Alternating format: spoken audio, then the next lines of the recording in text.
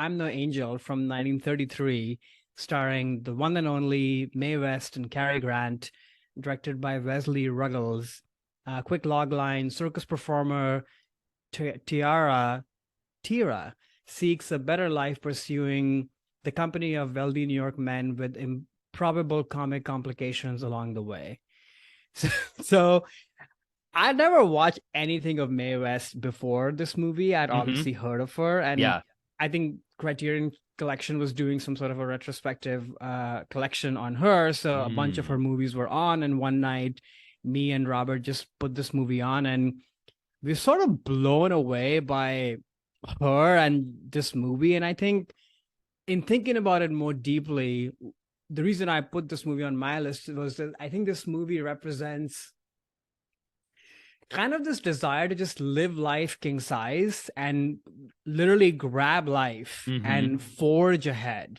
And I feel like personally for me, this was that kind of a year, from a career standpoint, work standpoint, where all sorts of stuff is happening, as most people know, there are layoffs and, the economy's in the toilet and what have you. And, you can blame, you can get angry, but really in my mind, the lesson that I took from this movie and sort of how I also constructed my own head was that you just have to grab it and forge ahead. And that's what this movie is about. And that's what she's about. The movie is, cheesy and odd and weird, but watching her, even though she's, waddling all over the place, is just so crazy and hilarious. And at points where you're like, is this person even for real? Yeah, right. But then at the same time, being totally, at least I was totally awestruck by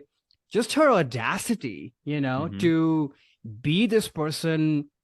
I think my mouth was on the floor throughout the entire movie, that how are you doing this and how are they letting you do this in 1933? We talk about empowerment and all sorts of things. I mean, it doesn't get bigger than this person. Of course this person is no hero. There's a lot of flaws, and how she has probably objectified men. And if you read more about her life, which I haven't done a full research on that, it's problematic, of course. Oh, really? Oh, I don't know. I know nothing about her. That said, though, I think how she shines in this movie is just incredible. And it's such a fun ride. It's a short movie. It just flies by.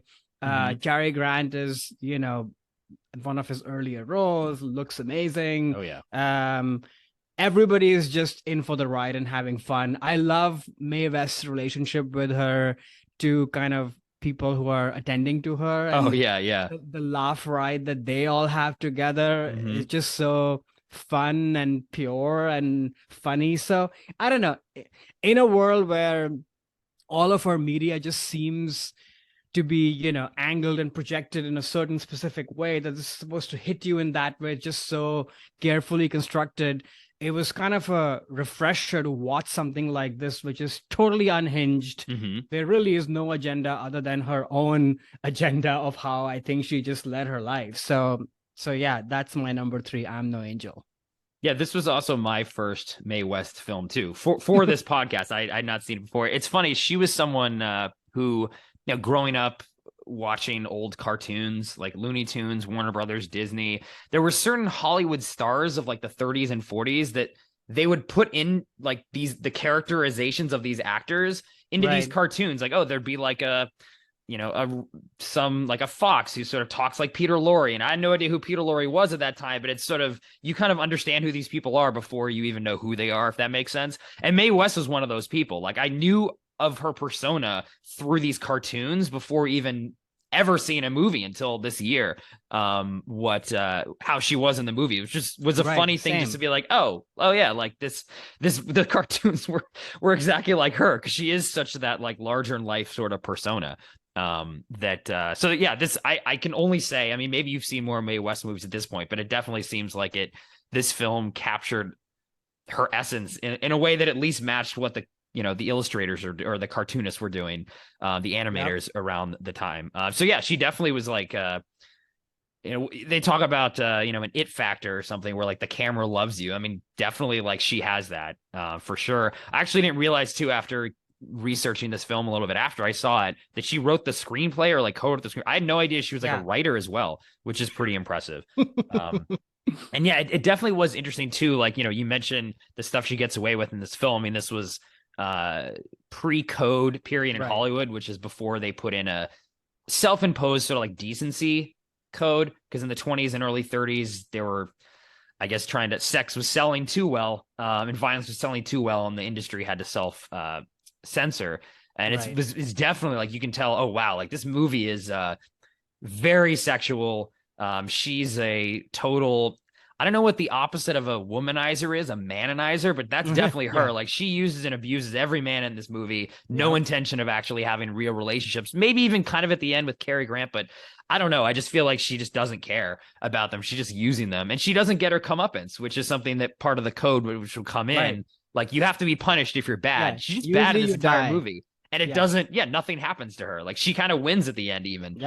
Even though she was a bad, you know, bad character. But yeah, like, definitely living life in the moment. You know, I think that is something that, coming out of COVID and this year especially, I think that is an attitude of, you know, myself and then a lot of other people that I know too. So she kind of exemplifies that really well.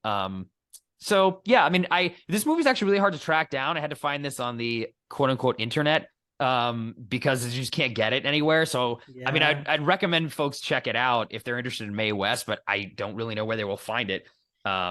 It's a bummer because it wasn't Criterion, and then it's not anymore. And I was trying to look at it and find it, and just to see if it's available for you to watch it anywhere else, and it wasn't. So I hope it comes back on Criterion or other places. Yeah. Just interesting that it's you know, you know, who knows if some of these older movies sort of get lost, which is another sad state of affairs, just in terms of online streaming and digital access. Like, there's so many films because of that shift to digital that are just lost to time now.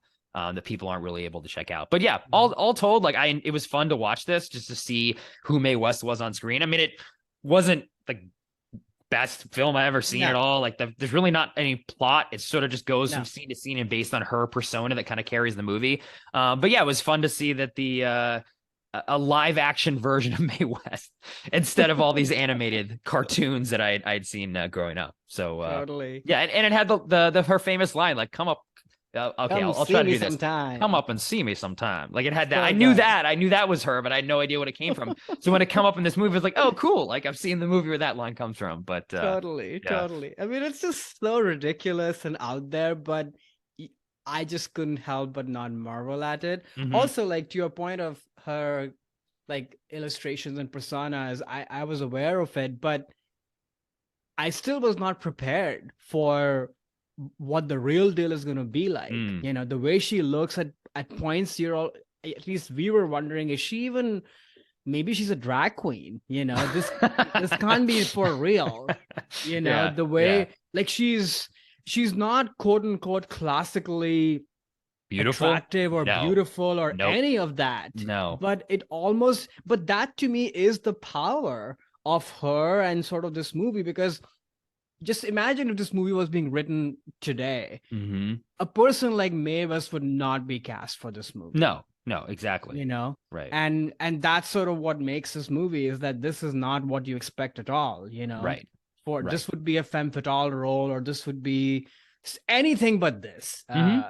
So I don't know, just kind of amazing. No, for sure. Like, the whole movie, the men are falling all over her, and she's definitely not in any way conventionally attractive, but it's that thing that is true. Like, you know, appearance is only part of it. A lot of it is about your attitude and how you carry yourself. And she basically has over indexes on those things to make up for the fact that, you know, she's average, maybe even not average looking. I don't know. I don't want to disparage someone who's no longer with us, but she carries herself in a way that then makes her attractive. Exactly. So you can buy it. You get why all the men are falling over herself. The singing is quite bad. Oh God, yeah. All of it. That was weird. It's hilarious. Yeah. How they sort of go into song. Yeah. It doesn't matter. You're totally right. Yeah. Hey there, it's Alex. If you like the review and discussion Karan and I just had, make sure you subscribe to our channel, Movies That Shaped Us, to get full episodes. Every other Wednesday, Karan and I cover a topic around important people, places, events, and moments in our lives, and then explore it through 3 of our favorite movies. Subscribe right now or follow our podcast on Spotify or Apple Podcasts via the link in the description below. Hope you join us for the journey.